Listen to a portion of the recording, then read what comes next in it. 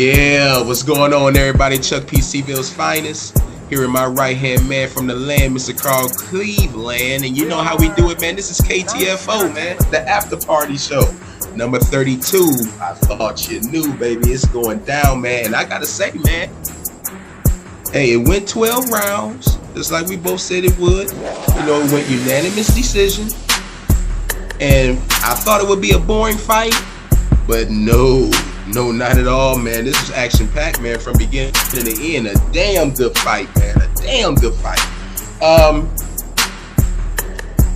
It was like a tale of two halves, man. You know, I had Luke Campbell for the most part, man, getting the best of Loma, man, in the first half, man. I think he came out strong in the first round. The third round, I thought Campbell won. I thought he won the fourth round as well. And then Loma, you know, he had a big fifth round. I kind of feel Loma edged out the second round too, man, just because of the end, just because of the very end. And then I had Campbell winning the sixth round. Then that second half of the fight, man, you know, Loma had caught Campbell, started getting him to the body, man. But Campbell, man, I'm telling you, man, he did a damn good job. He used all of his advantages for the most part. He used that length, man. He was keeping him at bay with that jab, man, for the most part, man. But that second half, man, Loma, he started defending the jab a little better, man. Started working the inside, started getting to the body, man. Then he started hurting Campbell, man. He hurt him in that seventh round. And then, man, what really did it, you know, was that big left-handed, you know, he struck Campbell with in the 11th round, which almost led to that knockdown. Once he knocked him down, man, I had said, Campbell, you're going to have to knock his ass out now, man. And I mean, hey, we both had it going down to a decision. We knew wasn't nobody going to get knocked out in this fight. So that's what it was, man. You know, Lomachenko wins by unanimous decision, man. Campbell, though, man, for the most part, man, he was having some success, man. He was having success at the body too, you know, but you could tell, man, Campbell really wanted to nail his ass with that uppercut, man. He wanted to get him, but he just really couldn't time Loma right, man. You know, but he caught him a good couple of times with the uppercut, but you could tell that was the one, man. That was the hit that he really wanted to get him with, man. And then he had that one overhand left too, man, that he kind of had some success with, man. So Campbell, man, hey, he showed why he was a gold medalist, man. He showed why he was a gold medalist, man. He had a good showing, man, on his home soil in Britain. So, hey, man, big shout out to both fighters.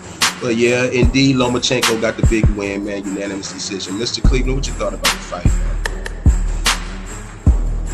I thought it was a good fight, man. Like you said, early on, I had it even. Like you said, I gave the first round to Campbell. He edged it out because Loma really didn't land nothing. Second round, I had that kind of even round, even though you could have gave it to Loma because of how he finished. I gave Campbell, I think, the third. I think I may have gave him the fourth, I'm not sure, but I know I gave like Loma fifth and sixth and seventh.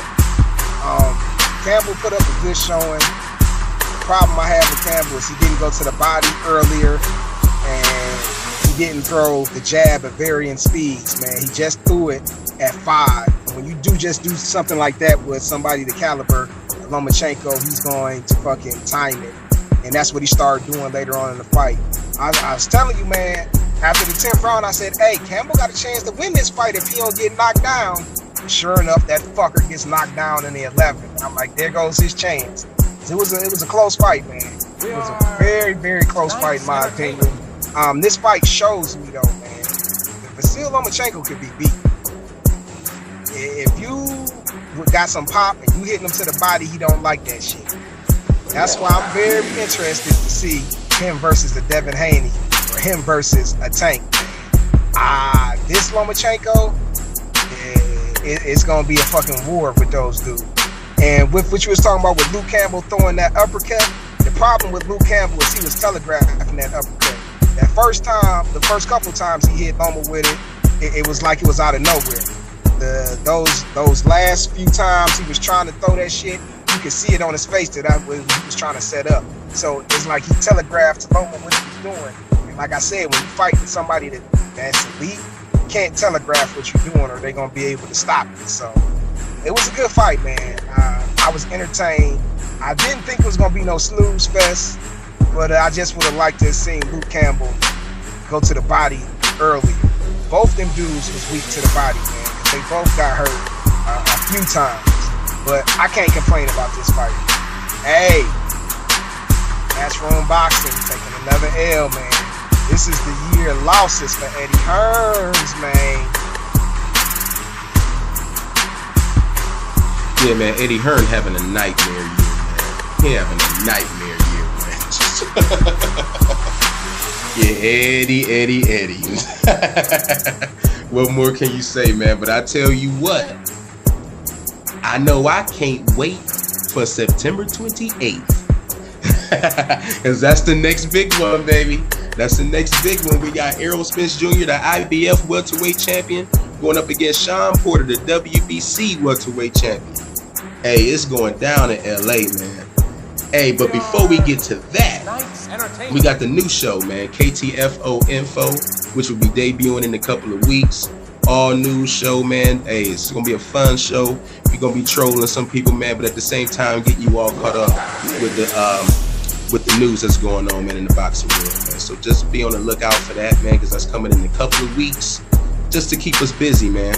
You know, you get the long hiatus sometimes in between fights, you know, so we gotta just stay busy out here, man. So that'll be out here in a couple of weeks. Follow me on Twitter, man, at ChuckP216. Like I said, man, just keep a leg on everything we got going on for you, man, as far as KTFO. Chuck P. C-Ville's finest, Mr. Carl Cleveland. Hey, you know what I'm gonna do, Mr. Cleveland, man? I'm about to get him hyped up, man. I'm about to get him hyped up. Just in case y'all haven't seen that Errol Spence Sean Porter intro that I already got made up, man, for the big pay-per-view, man, I'm gonna go ahead and throw it on in there at the end for y'all to check it out, man. Get y'all hyped up for that, man. Chuck P. C-Ville's finest, Mr. Carl Cleveland. We up out of here, man. See y'all in a couple of weeks with KTFO Info.